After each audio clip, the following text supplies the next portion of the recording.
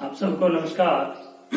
Electrostatic physics के इससे पहले 3 लेक्चर हम अपलोड कर चुके हैं, जिसमें आपने मुख्यतः कूलाम के नियम का सदिश रूप पढ़ लिया है। आज लेक्चर 4 है। इस लेक्चर को अच्छी तरह समझने के लिए लेक्चर 2 अवश्य देख लें, क्योंकि उसमें कूलाम का नियम और उसके सदिश रूप है, उसी से संबंधित उससे संबंधित ही आज का लेक्चर रहेगा। तो आज हमारा टॉपिक है विद्युत क्षेत्र। विद्युत क्षेत्र, पहले हम ये समझ लेते हैं कि विद्युत क्षेत्र अवधारणा की जरूरत क्यों पड़ती है।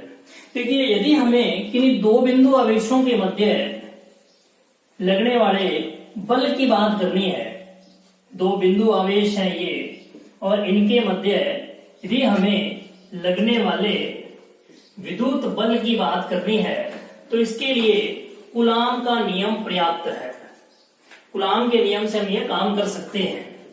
और यदि हमारे पास 2 बिंदु आवेशों की बजाय बहुल आवेश, मतलब 2 से ज्यादा, जैसे कि ये Q1 है, ये Q2 है एंड ये Q3 है, और इनके कारण किसी निश्चित आवेश पर हमें बल की बात करनी है, तो हम लोग इन पर अगर हमें एक निश्चित आवेश पर विद्युत बल की बात करनी है, तो हम लोग कूलाम के नियम के साथ साथ अध्यारोपण के सिद्धांत को काम में ले सकते हैं,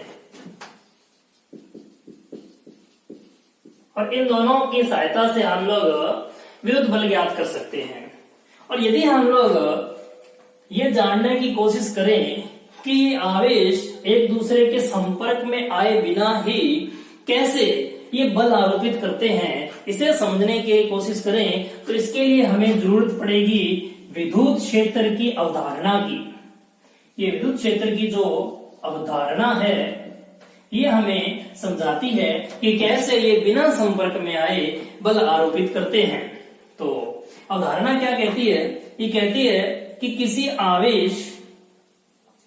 आवेश के चारों ओर एक ऐसा क्षेत्र निर्मित हो जाता है, ऐसा एरिया निर्मित हो जाता है कि वहां किसी अन्य आवेश को रखने पर वह विद्युत बल का अनुभव करेगा, और वो एरिया जो है, वो जो क्षेत्र है, उस क्षेत्र को हम कहते हैं विद्युत क्षेत्र। कि किसी आवेश के चारों ओर का ऐसा एरिया, ऐसा क्षेत्र जिसमें अन्य आवेश बल अनुभव करे, विद्युत बल अनुभव करे, वह क्षेत्र क्या कहलाएगा? विद्युत क्षेत्र कहलाएगा। इसके बाद में विद्युत क्षेत्र की तीव्रता आगे टॉपिक है। विद्युत क्षेत्र की तीव्रता, इसमें हम लोग जो विद्युत क्षेत्र है उसका आंकिक मान याद करते हैं। इससे हमें पता चलता है कि किस स्थान पर विद्युत क्षेत्र अधिक है और किस स्थान पर विद्युत क्षेत्र कम है। अर्थात न्यूमेरिकल वैल्यू हमें विद्युत क्षेत्र की तीव्रता से प्राप्त होती है। इसकी डेफिनेशन क्या कहती है? तीव्रता की डेफिनेशन कहती है कि किसी विद्युत क्षेत्र में यदि हम लोग एकांक धन परीक्षण आवेश, ध्यान से सुनिए, विद्युत क्षेत्र में एकांक और धन और परीक्षण पर आवेश को हम रख देते हैं। किसी विद्युत क्षेत्र के किसी बिंदु पर एकांक धन परीक्षण आवेश को रखें, और इसके द्वारा जो विद्युत बल अनुभव किया जाएगा, विद्युत बल अनुभव किया जाएगा, और ये विद्युत बल ही विद्युत क्षेत्र की उस स्थान पर तीव्रता कहलाएगी। दोबारा सुनिए, विद्युत क्षेत्र में किसी बिंदु पर आप अगर तीव्रता ज्ञात करने के इच्छुक हैं, तो उस बिंदु पर एकांक धन परीक्षण आवेश को रखिए, और एकांक धन परीक्षण आवेश जो भी विद्युत बल अनुभव करेगा, वो विद्युत बल उस स्थान पर विद्युत क्षेत्र की तीव्रता के बराबर होगा। इसे थोड़ा और समझते हैं।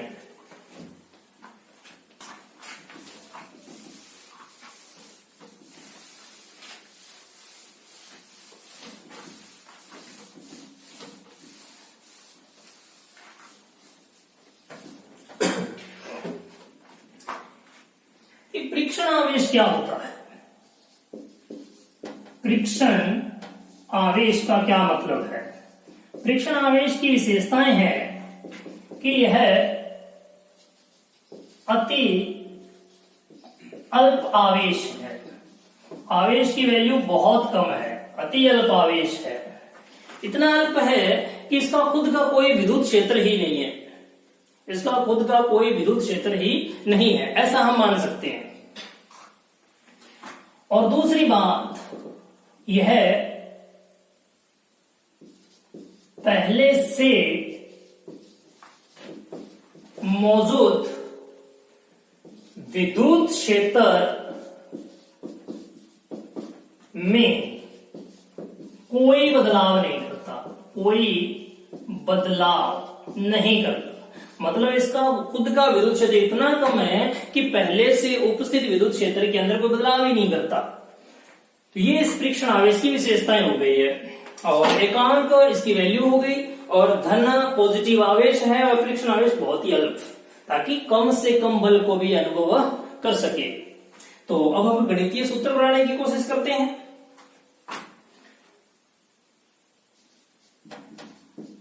माना विद्युत क्षेत्र के किसी बिंदु पर Q नॉट परीक्षण आवेश स्थित है। देखिए, हमने माना है कि यह परीक्षण आवेश है, लेकिन ये वैल्यू Q नॉट रखता है, अर्थात इसकी वैल्यू एकांक नहीं है। Q नॉट वैल्यू का कोई हमारे पास परीक्षण आवेश है और इसकी वैल्यू अति अल्प है, हमने ये मान लिया है। तो परिभाषा कहती है एकांक वैल्यू का होना चाहिए। तो देखिए, इसके द्वारा अनुभव किया गया विद्युत बल F वेक्टर है। ये हमने अपनी ओर से माना है कि मान लेते हैं विद्युत क्षेत्र के किसी स्थान पर परीक्षण आवेश पड़ा है और ये F बल अनुभव करता है, तो भी तीव्रता कितनी होगी। तो तीव्रता की परिभाषा बताएगी कि एकांक धन परीक्षण आवेश जो बल अनुभव करेगा उसे ही तीव्रता कहेंगे। तो देखिए भी, अगर Q नोट के द्वारा F वेक्टर बल अनुभव किया जा रहा है, तो फिर एकांक के द्वारा कितना बल अनुभव किया जाएगा। सिंपल सी बात है कि एकांक के द्वारा बल अनुभव किया जाएगा F vector upon Q not. एकांक धन परीक्षण आवेश द्वारा अनुभव किया गया बल हुआ F vector upon Q not, और अकॉर्डिंग टू डेफिनेशन यही है विद्युत क्षेत्र की तीव्रता। अर्थात विद्युत क्षेत्र की तीव्रता, जिसे हम E से रिप्रेजेंट करते हैं, क्या होगी, F vector upon Q not.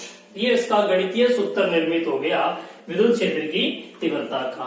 हम ये चर्चा कर चुके हैं कि अति अल्प है, और अति अल्प की स्थिति में आप इसे इस प्रकार से भी रिप्रेजेंट कर सकते हैं।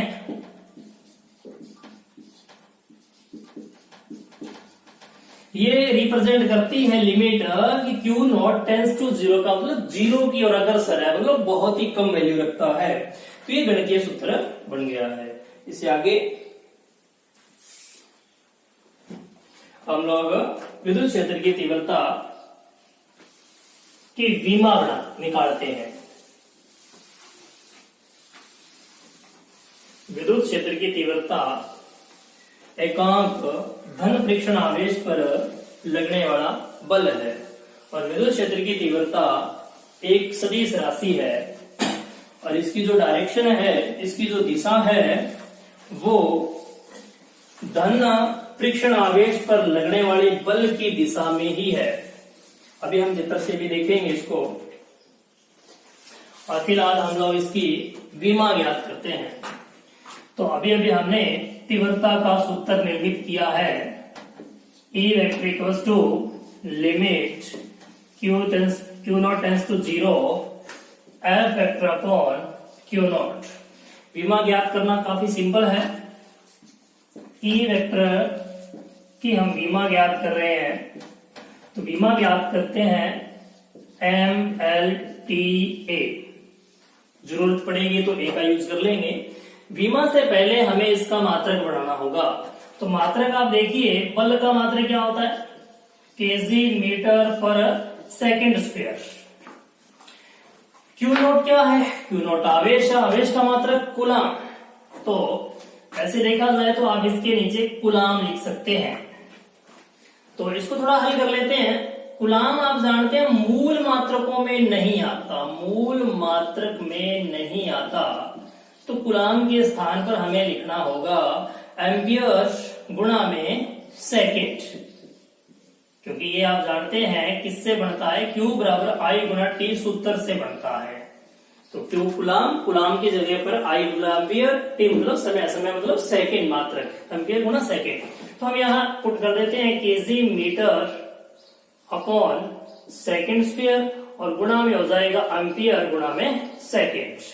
तो अब ये अगर आपके पास मात्रक है तो बीमा इजीली बढ़ जाएगी। ये केजी मास है, ये है मास, तो इसमें केजी मास है, तो केजी की पावर 1 अर्थात m की पावर 1। एल क्या है, एल है लंबाई, एल है लंबाई, तो लंबाई के लिए मीटर, अपॉन में कोई मीटर है नहीं तो पावर होगी 1। एंड टी क्या है, टाइम, तो ये सेकेंड, ये सेकेंड, तो सेकेंड की पावर होगी 3, लेकिन अपॉन में है तो पावर हो जाएगी ऊपर जाने पर -3। एम्पियर नीचे है तो -1। ये होगी विद्युत क्षेत्र की तीव्रता की विमा। अब यदि हमें ये बताया जाए कि विद्युत क्षेत्र E वेक्टर में Q आवेश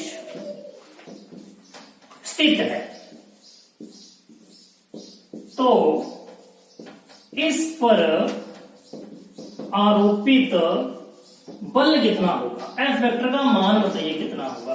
तो ये परिभाषा के दोबारा समझिए कि यह बल है खुद, लेकिन किस आवेश पर लगने वाला, एकांक आवेश पर लगने वाला बल है, एकांक आवेश पर लगने वाला बल है ई वेक्टर। परिभाषा के अनुसार एकांक धन परीक्षण आवेश पर आरोपित विद्युत बल विद्युत क्षेत्र की तीव्रता है, तो ये तीव्रता बल है।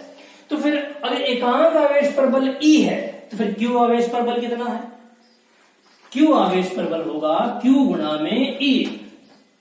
तो ये हो गया बल का सूत्र। यदि किसी विद्युत क्षेत्र E में Q वैल्यू का आवेश उपस्थित है तो उस पर बल काम करेगा F इक्वल्स टू Q गुणा में E। नेक्स्ट टॉपिक, बिंदु आवेश के कारण विद्युत क्षेत्र की तीव्रता। तो हमें अभी विद्युत क्षेत्र की तीव्रता ज्ञात करनी है, और किसके कारण ज्ञात करनी है, बिंदु आवेश के कारण। तो इस प्रकार के टॉपिकों में थ्योरेटिकल पोर्शन बहुत इजी हो जाता है।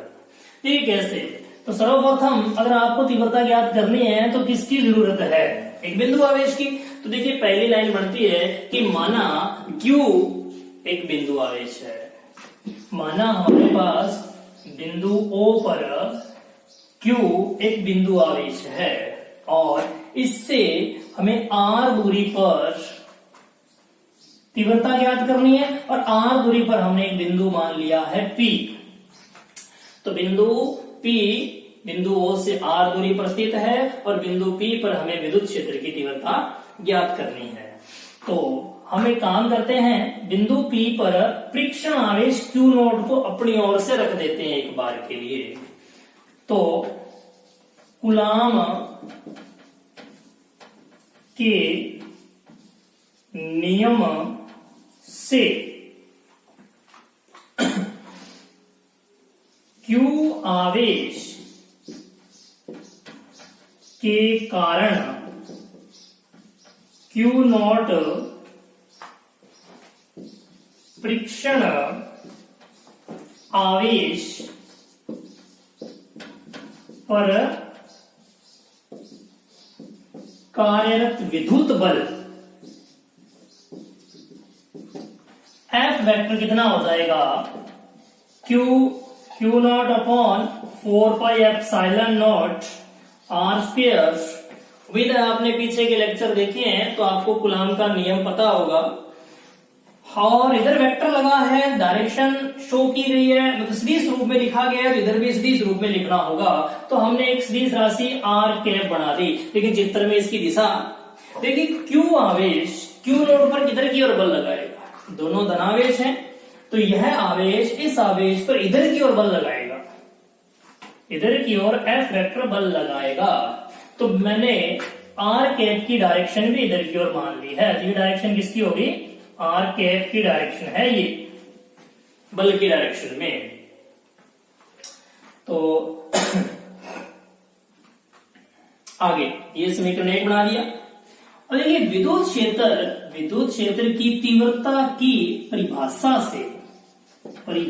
से हम तीव्रता को कैसे ज्ञात करते हैं, limit Q naught tends to 0 F vector upon Q naught से ज्ञात करते हैं। ये परिभाषा से है, तो F वेक्टर हमने ज्ञात कर रखा है और परिभाषा में इसकी वैल्यू पुट कर देंगे। तो E वेक्टर इक्वल्स टू बनेगा limit Q naught tends to 0 Q naught upon 4 pi epsilon naught R square R cap और बटा में पड़ा है Q नॉट, ये F की वैल्यू होगी बटा में Q नॉट। तो Q नॉट से Q नॉट कट हो रहा है, तो E vector equals to Q upon 4 pi epsilon naught R square R cap. देखिए अगर Q नॉट बचा ही नहीं है तो हम लिमिट किसकी रखेंगे, तो लिमिट हट जाएगी यहां से। तो ये जो सूत्र बना है, ये सूत्र बन गया बिंदु P पर बिंदु O के कारण विद्युत क्षेत्र की तीव्रता। अब देख सकते हैं यहां पर कि जो तीव्रता है वो 1/r² के समानुपाती है। तो E वेक्टर व R के मध्य अगर हमें आरेख बनाना हो तो यह कुछ इस प्रकार से बन जाएगा, यहां हो जाएगा E वेक्टर और यहां हो जाएगा E यहां पर और यहां R। हमने आंकिक वैल्यू के मध्य इस ग्राफ को प्लॉट किया है। यदि हमें ग्राफ E व 1/r² में पूछा जाए तो कैसा बनेगा, E और 1/r² एक दूसरे के समानुपाती है, तो ग्राफ बनेगा मूल बिंदु से, स्ट्रेट लाइन बन जाएगी। तो बिंदु आवेश के कारण तीव्रता का सूत्र और ग्राफ समाप्त हुए। अब यदि यह बिंदु आवेश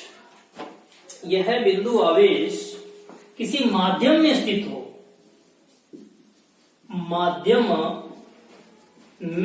तो माध्यम में जो तीव्रता होगी E वेक्टर M मतलब मीडियम, माध्यम में तीव्रता जो होगी उसका सूत्र बन जाएगा Q upon 4 pi epsilon R square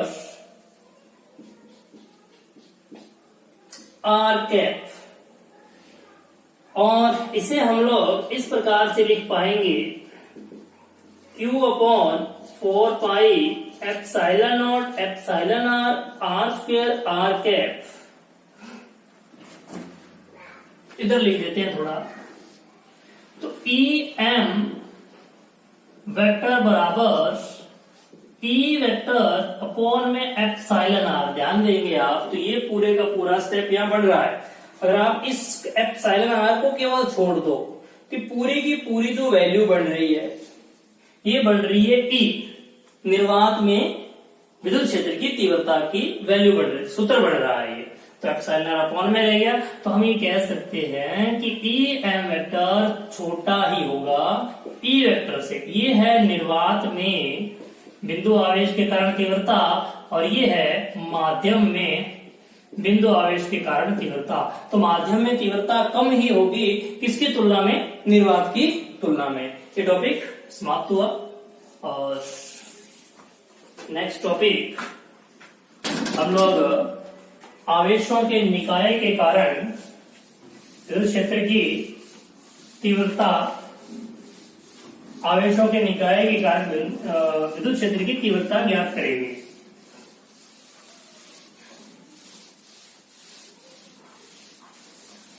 तो इसमें एक आवेश की बजाय हमारे पास अधिक आवेश होंगे।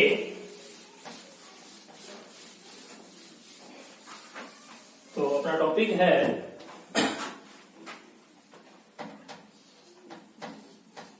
बहुल आवेशों के कारण किसी बिंदु पर विद्युत क्षेत्र की तीव्रता। तो हम लोग इसमें मान लेंगे कि माना Q1, Q2, Q3 और Qn आवेश हैं और इन आवेशों के कारण बिंदु P पर बिंदु P पर हमें विद्युत क्षेत्र की तीव्रता ज्ञात करनी है। और इस आवेश के कारण मान लेते हैं तीव्रता है E1, इस आवेश के कारण तीव्रता है E2 और इसके कारण तीव्रता है E3, ऐसे इसके कारण तीव्रता है En। कौन से बिंदु पर है ये तीव्रता है? बिंदु P पर। ये अपनी थ्योरी हो जाएगी। और एक छोटा चित्र बना लेते हैं। ये हो गया Q1 आवेश और इसके कारण बिंदु P पर हमें तीव्रता निकालनी होगी पहले। और ये हो गया कोई Q2 आवेश, इसके कारण भी बिंदु P पर तीव्रता निकलेगी। और इसी प्रकार से हमने यहां Q3 आवेश ले लिया और ये ले लिया हमने Qn आवेश और बिंदु P पर हमें इनके कारण तीव्रता निकालनी है। तो बिंदु P से इस दूरी को मैंने R1 मान लिया, इसको R2 और इसको R3 और इसी प्रकार इस दूरी को मान लिया Rn।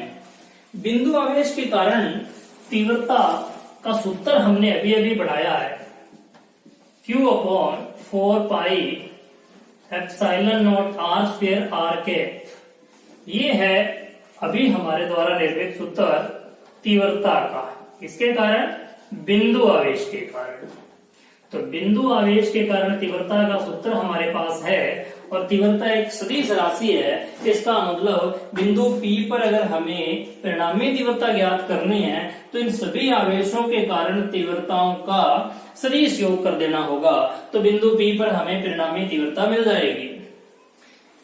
अर्थात P पर परिणामी तीव्रता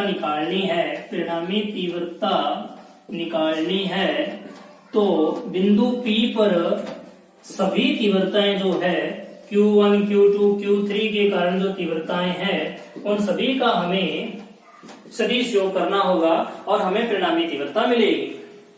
तो इस तीव्रता की वैल्यू कितनी होगी? According to formula Q।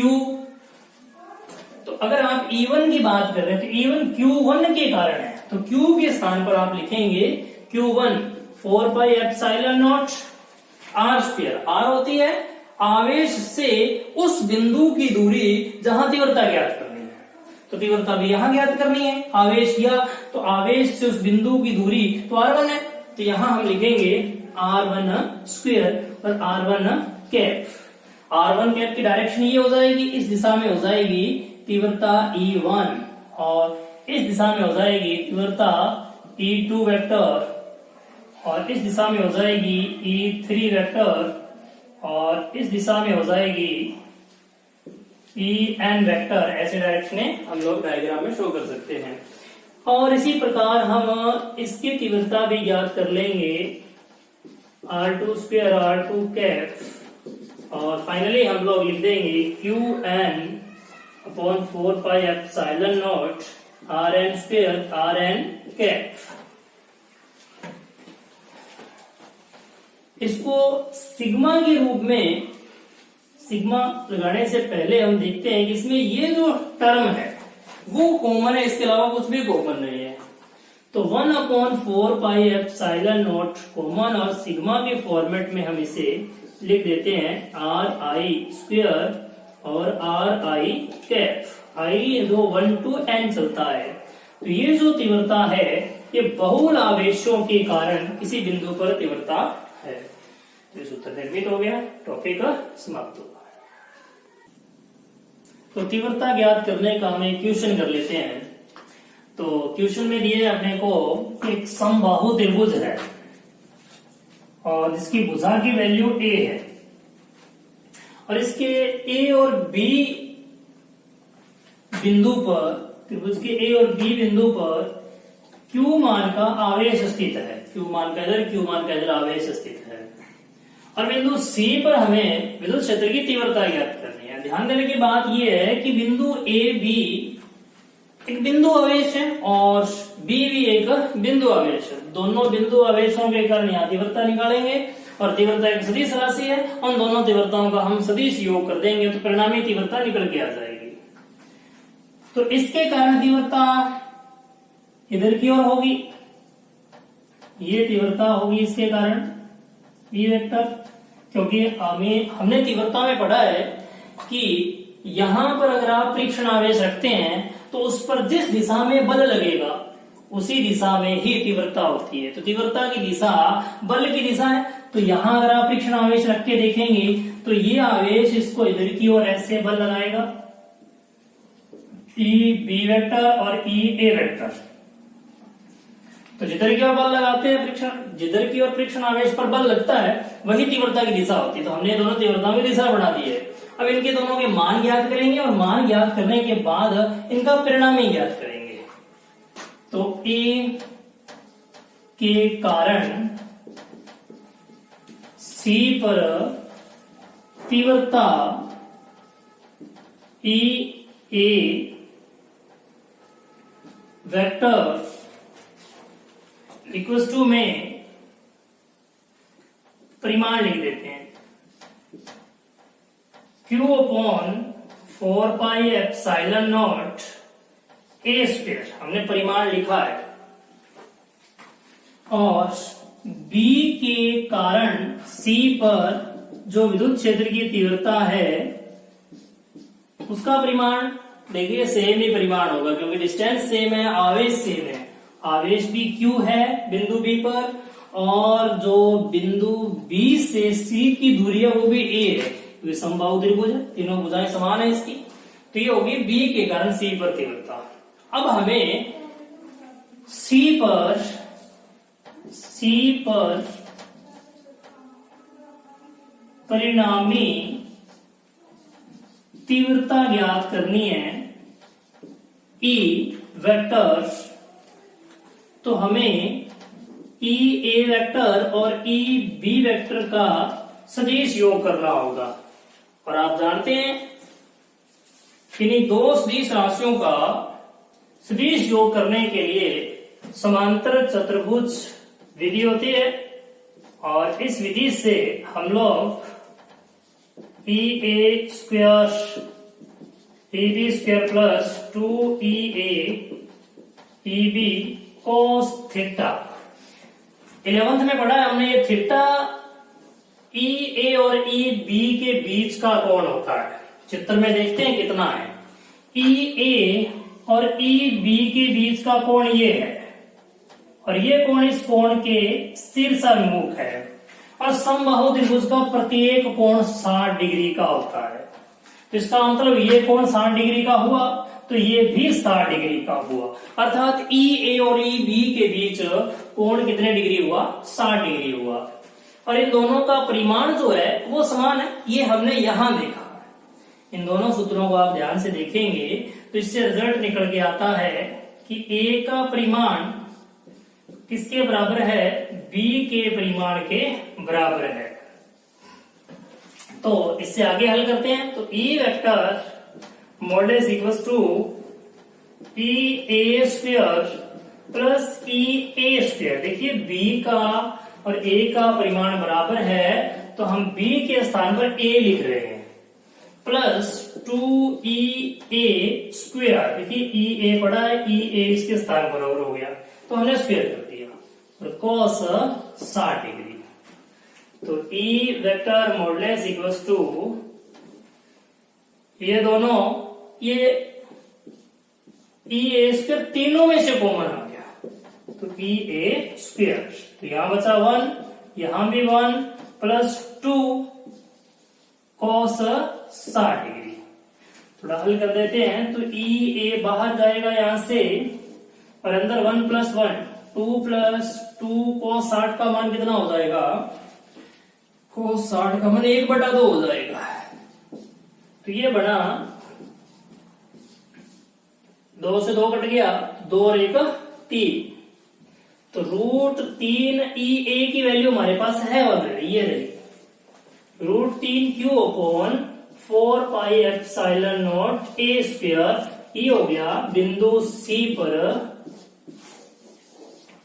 विद्युत क्षेत्र की तीव्रता का परिमाण। तीव्रता से संबंधित दूसरा क्वेश्चन। क्वेश्चन में 4 बिंदु आवेश 2 सेंटीमीटर भुजा के वर्ग के कोणों पर रखे हुए हैं। तो भुजा की लंबाई है 2 सेंटीमीटर, वर्ग है तो चारों भुजाएं हो गई बराबर लंबाई की। आगे वर्ग के केंद्र O पर विद्युत क्षेत्र की तीव्रता व दिशा, मतलब तीव्रता का परिमाण व दिशा दोनों ज्ञात करनी है। पहले अपने परिमाण ज्ञात कर लेते हैं, फिर दिशा की चर्चा भी कर लेंगे। तो देखिए बिंदु O पर तीव्रता किसके कारण है भाई? A के आवेश के कारण भी है, B के आवेश के कारण भी है, C के आवेश के कारण भी है और D के आवेश के कारण भी है।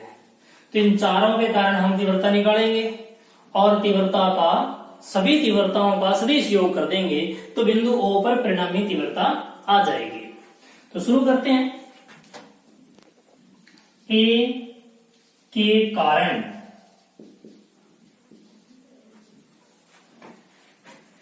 O पर तीव्रता E A वेक्टर,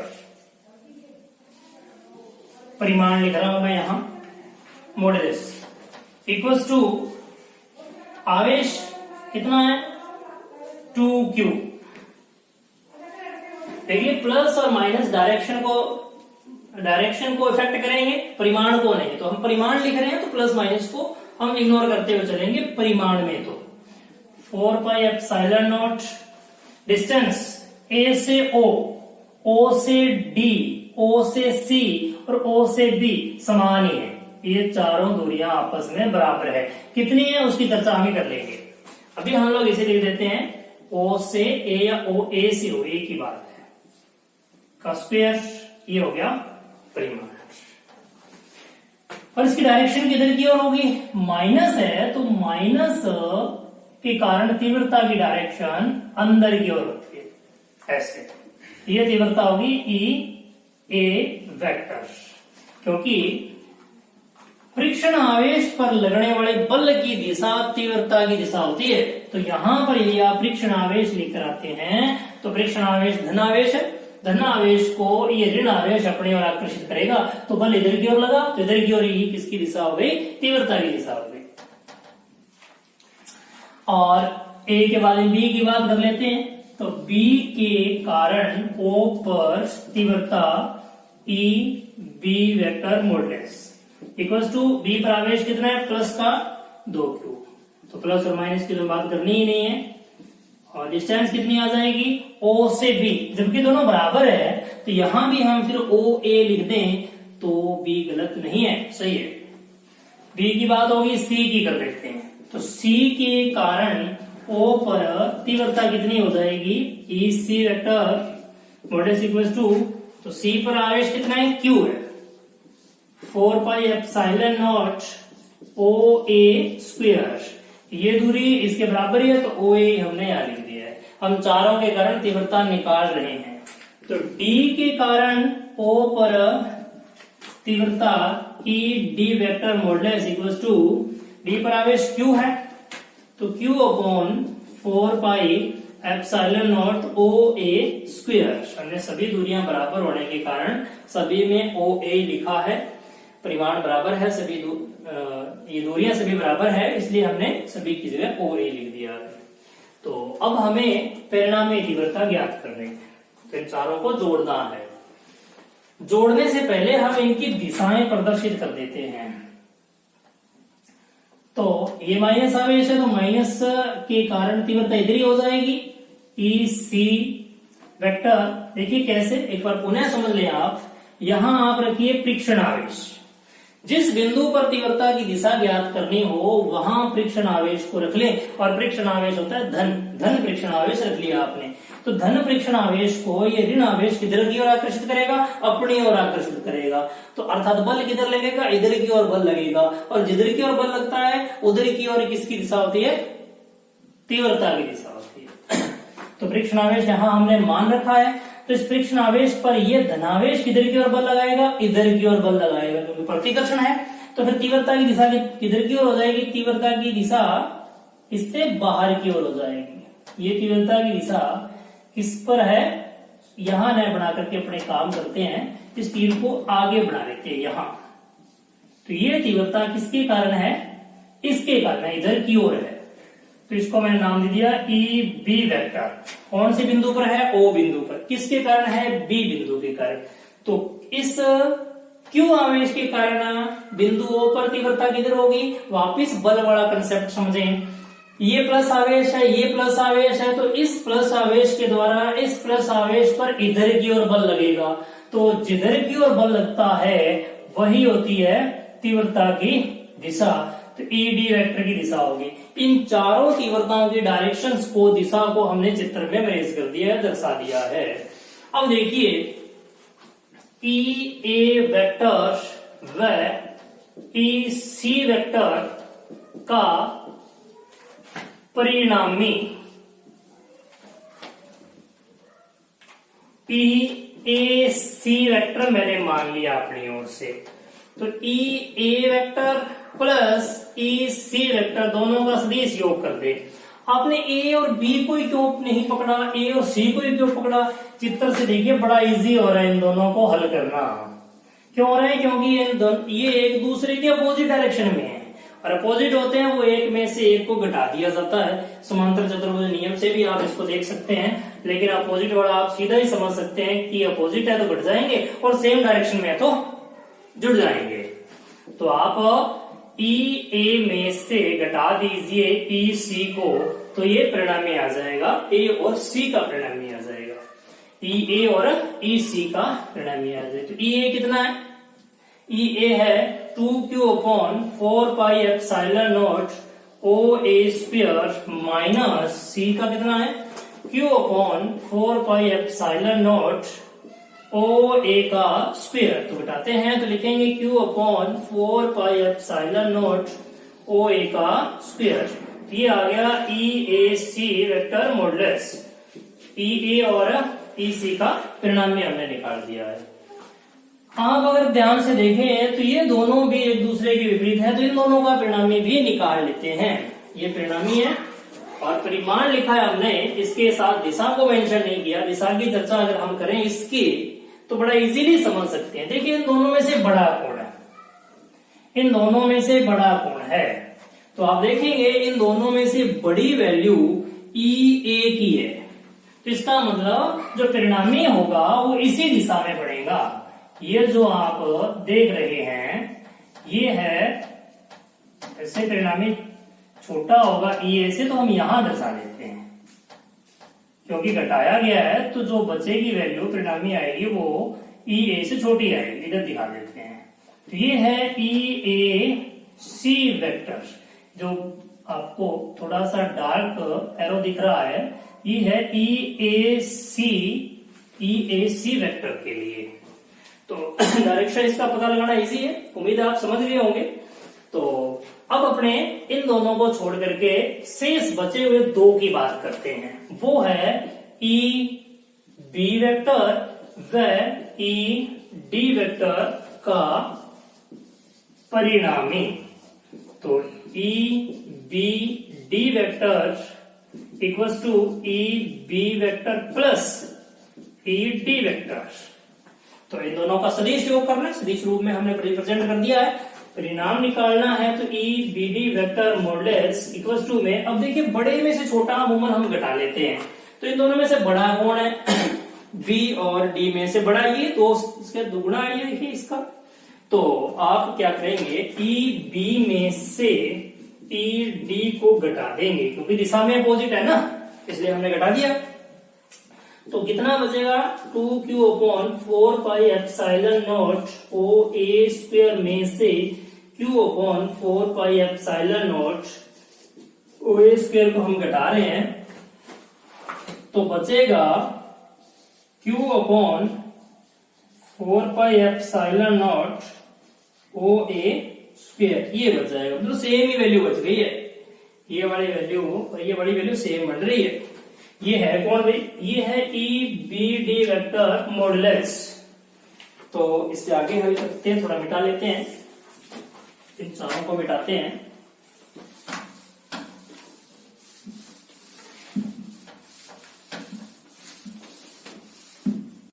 EB वाली वैल्यू के साथ 2 लगा हुआ है और ED के साथ 2 नहीं है, तो EB बड़ी वैल्यू है, ये बड़ी वैल्यू है, तो फिर परिणामी भी बड़े की दिशा में ही होगा। तो ये हो गया परिणामी। ये जो बड़ा एरो, थोड़ा बोल्ड एरो दिख रहा है आपको, ज्यादा मोटाई का, ये है EB और D, EBD इन दोनों का परिणामी है। थोड़ा सा ध्यान से देख ले, दिख जाएगा चित्र में आपको। तो अब इन दोनों का अपने को परिणामी निकालना हो। ध्यान दीजिए, हमारे पास 4 दिशाएं थी, 4 तीव्रताएं थी। 4 में से 2 को हमने जोड़ा, इनका परिणामी निकाला, 2 को जोड़ा, इनका परिणामी निकाला। अब इन दोनों परिणामी को जोड़ेंगे तो इन दोनों का परिणामी आएगा, फलस्वरूप चारों का परिणामी आएगा। देखिए EAC वेक्टर व EBD वेक्टर का परिणामी EABCD वेक्टर क्या कैसे आएगा? इन दोनों को जोड़ने पर। तो EAC vector plus EBD vector, इन दोनों का सदिश योग करना है। यहां आपने देखा था कि इन दोनों की डायरेक्शन अपोजिट थी तो माइनस लगा लिया था, यहां भी इन दोनों की डायरेक्शन अपोजिट थी, माइनस लगा लिया था। लेकिन इन दोनों बोल्ड एरो की डायरेक्शन ना तो सेम है ना अपोजिट है, तो यहां ना तो आप माइनस लगा सकते हैं ना प्लस लगा सकते हैं। तो ऐसी स्थिति में समांतर चतुर्भुज नियम ही हेल्प कर सकता है। तो आप जानते होंगे ये कोण होता है 90 डिग्री का, ये हो जाएगा 45 का, ये भी 45 का, तो ये कितना हो जाएगा? ये हो जाएगा 90। ऐसे ही ये भी कितना हो जाएगा? 90, ये भी 90 और ये भी 90। तो फिर इन दोनों में कोण कितने डिग्री का बढ़ गया है? 90 डिग्री का बढ़ गया है। ये दोनों एक दूसरे की क्या है? लंबवत है। तो इस स्थिति में आप समांतर चतुर्भुज नियम की मदद लेंगे तो फिर आपके पास निकल के आएगा EAC² plus EBD² plus 2 EAC और EBD cos 90। 90 इन दोनों के मध्य का कोण हो गया।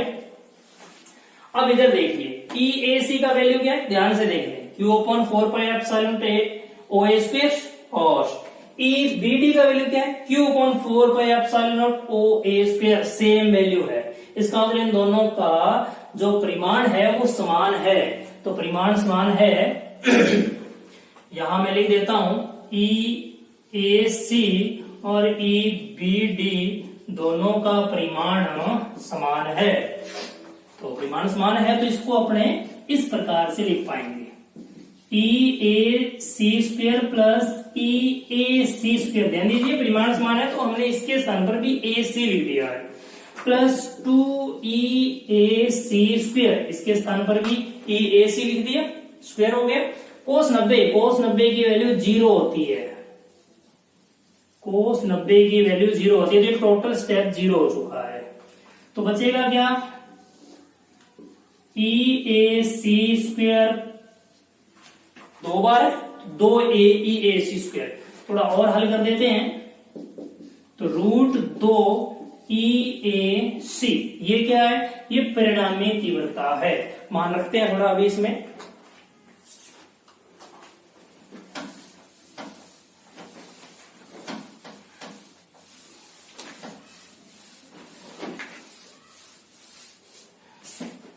तो परिणामी तीव्रता EABCD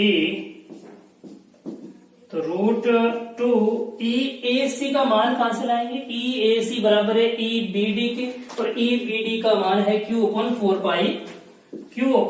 4 pi epsilon naught O A square. ये मान हो गया।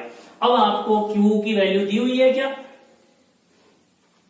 क्यू की वैल्यू नहीं दी हुई, क्यू के रूप में रह जाएगी। ओ ए का मान आपको निकालना पड़ेगा। देखिए कैसे निकलेगा।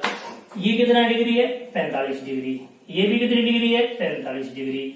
ये कितनी डिग्री है? 90 डिग्री। तो 90 के सामने कौन है? कर्ण। तो कर्ण की वैल्यू कितनी दे दी है आपको? 2 सेंटीमीटर। तो आप लंब या आधार में से ये लंब मान लो, ये लंब मान लो, एक ही बात है, क्योंकि 45 कोण है, कोई फर्क पड़ने वाला है नहीं है। तो आप ओ ए का मान कैसे निकालेंगे? देखिए इधर त्रिभुज बना देता हूं मैं, ये वाला, ये रहा त्रिभुज, और ये ओ बिंदु हो गया, ये बी हो गया, और ये सी हो गया। ये 2 सेंटीमीटर की भुजा है, और ये 45 डिग्री का कोण हो गया, और ये 90 डिग्री हो गया। 90 डिग्री सामने ये हो गया कर्ण। तो ये 45 डिग्री के सामने कौन हो गया? लंब हो गया। ये कौन हो गया? कर्ण हो गया। और आप लंब और कर्ण में रिलेशन बताइए क्या होता है। तो आपको पता होगा साइन थीटा बराबर लंब बटा कर्ण। तो आपको लंब याद करना है, तो लंब बराबर के साइन थीटा 45 डिग्री है, तो कर्ण कितना है? 2 सेंटीमीटर गुणा साइन 45 1 बटा √2। तो कर्ण कितना बन के आता है? 2 बटा √2। तो ये कितना हुआ? ये हुआ √2। कैसे हुआ? शायद समझ गए होंगे। 2 को मैं √2 लिखा, और बटा में √2 आया, और ये कट गया आपस में, ये हो गया। राइट मोड़ थे, कितना हुआ? आपको पता होगा 2 को अपने √2 लिख सकते हैं, और √2 से √2 कट गया, तो ये √2 बच गया इन सेंटीमीटर। तो ये आ गया लंब। और लंब कौन है? ओ सी। अभी थोड़ी देर पहले मैंने बताया था कि ओ सी, ओ बी, ओ ए, ओ डी चारों एक दूसरे के बराबर हैं। तो फिर आप इसे ओ ए भी तो कह सकते हैं, क्योंकि चारों बराबर ही है। तो ओ ए की वैल्यू मिल गई है आपको। तो अब आप इस सूत्र की मदद से ई ए बी सी डी लिखेंगे √2 Q upon 4 pi epsilon not √2 का स्क्वायर। तो ये बन गया √2 Q upon 4 pi epsilon not 2। तो आप इसे काट भी सकते हैं, इसे काटेंगे तो यहाँ √2 बच जाएगा, ये हट जाएगा यहां से। तो ये आपके पास परिणामी तीव्रता आई है। दिशा बहुत सिंपल है। देखिए इसका परिमाण समान है, ई ए सी और ई बी डी का परिमाण समान है। परिमाण समान है तो 11th का स्मरण कीजिए, आपको याद आ जाएगा परिणामी इन दोनों के एकदम बीच में से बनेगा। ये 90 है, 45 ऊपर 45 नीचे। तो देखिए ये कोण 45, ये कोण 45, तो ये कोण से कोण हो गए, ये हो गए एकांतर कोण। और एकांतर कोण है तो ये भुजा किसके समांतर होगी? इसके समांतर होगी। इसका मतलब जो परिणामी की दिशा है ई ए बी सी डी की जो दिशा है वो ए बी ए या ए बी के समांतर होगी। ये दिशा ज्ञात हो गई, सिंपल सा। ये दोनों की परिमाण समान है तो परिणामी एकदम बीच में से पड़ेगा। ठीक है, सीधा शॉर्टकट है। वैसे आप दिशा ज्ञात करने का फॉर्मूला भी यूज कर सकते हैं, जो समांतर चतुर्भुज नियम के आप सूत्र के टॉपिक के अंदर 11th में पढ़ चुके हैं। तो इस न्यूमेरिकल को मैं चाहूंगा कि 2 बार देखें तो आपको ज्यादा बढ़िया समझ में आएगा। और कल मैंने कुछ होमवर्क दिया था, वो भी बहुत कम बच्चों ने मुझे व्हाट्सएप भेजा है। तो अगर इस प्रकार से आप लोग पढ़ेंगे तो मुझे लगता है इन वीडियो लेक्चर का आप बहुत कम फायदा ले पाएंगे। तो मैं चाहता हूं कि आप आज दिया गया होमवर्क, आज आपको क्वेश्चन दिए जाएंगे अभी, वो अच्छी तरह से ईमानदारी से करें और मुझे व्हाट्सएप करें।